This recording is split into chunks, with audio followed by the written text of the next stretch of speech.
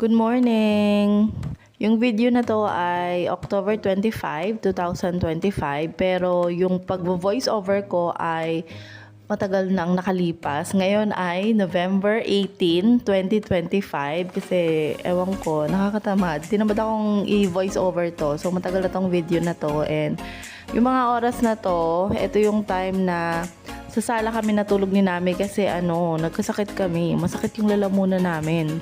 And then, ginaw na ginaw kami sa aircon. Pero, pag hindi naman tinurn on yung aircon, sobrang init naman. So, dito na lang kami sa sala. Tapos, yan. Diyan kami natulog. And, tapos natamad ako ng araw na yan. Kasi sobrang gulong-gulo talaga ng bahay. Kasi, syempre, almost 1 week kami na may sakit. Talagang sakit ng lalamunan naming mag-ina. Hindi lang yung basta sakit talagang sobrang sakit. Parang meron kang bubog sa lalamunan mo. So, ayan. Nung medyo okay-okay na ang pakiramdam namin, ayan, nag-start na akong maglinis ng bahay and pansin ko nga medyo yung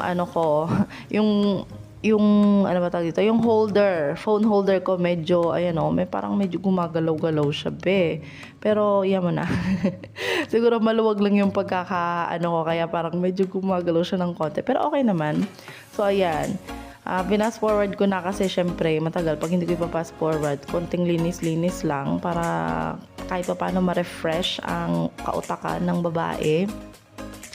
So ayan, tapos ayan, habang naglilinis ako nadinig ko yung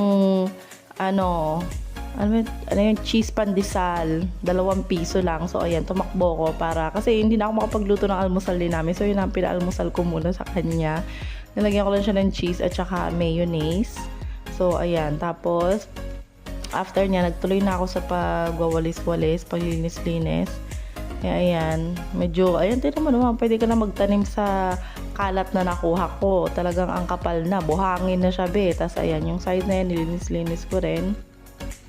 Ang daming kailangan linisin. Sobrang, ewan ko ba, bakit ang dami-daming kalat dito sa may patungan dito sa TV namin. Hindi ko rin alam. So, bala kong tanggalin yan ngayon. Ayan ako. And pati dito, ewan ko na lang talaga. Napakakalat naman. Sobrang ay, Diyos ko day. So, yun ang linisin natin ngayon. Para etong side na to, ayan, kahit pa paano na ko na. Nilagyan ko nito kasi ang daming langaw na naman. So, ayan, kakaayos ko lang, mukhang magulo na naman tong sala. Pero malinis na yan, opo. So, ito yung gamit ko sa tripod. Gamit kong tripod pag nag-video ako na kasi ayan, dyan ko nilalagay yung cellphone ko. Tapos ayan, mukha lang siyang magulo pero malinis na yan. Wait lang. So, ayan, fast forward na ulit. May pa-explain pa ako na ayusin ko yung box ganyan. Tapos dyan ko ilalagay. Pero ipa-fast forward ko rin pala. So, hindi yung nadinig yung sinabi ko. So, ito na. Sinasabi ko na lang sa voice over. So, ayan. Dahil hindi ko alam kung saan ipaglalagay yung mga gamit-gamit na yan. Ayan, nilagay ko na lang lahat dyan sa box. Tapos, i-segregate ko mamaya kung alin ba yung kailangan pang itabi. Kung ano pa yung kailangan na, yung pwede bang magamit. Ganyan. Tapos, yun. Tatapon ko na yung mga kuno. Kasi si Nami mahilig siya maglagay ng mga kuno-anong gamit niya talaga dun sa may TV. Kaya, ayan. So, inisa-isa ko na lang din yung kung ano pa yun. Yung mga yan. Ano na ako masabi? Ano ba yan?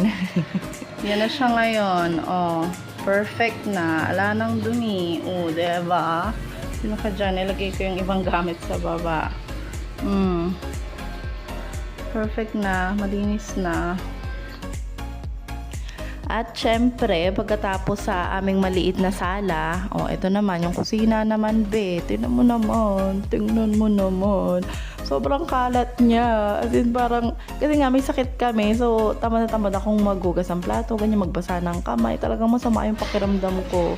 Pero ayan, diba, nalinis ko na. Hindi man natapos lahat-lahat, kasi syempre, kita na yung punong-puno na yung namin, lagayan ng plato. Tapos ayan, nagluto na lang ako, nag-air fryer ako ng pork belly. Yan yung pagkain ni Nami.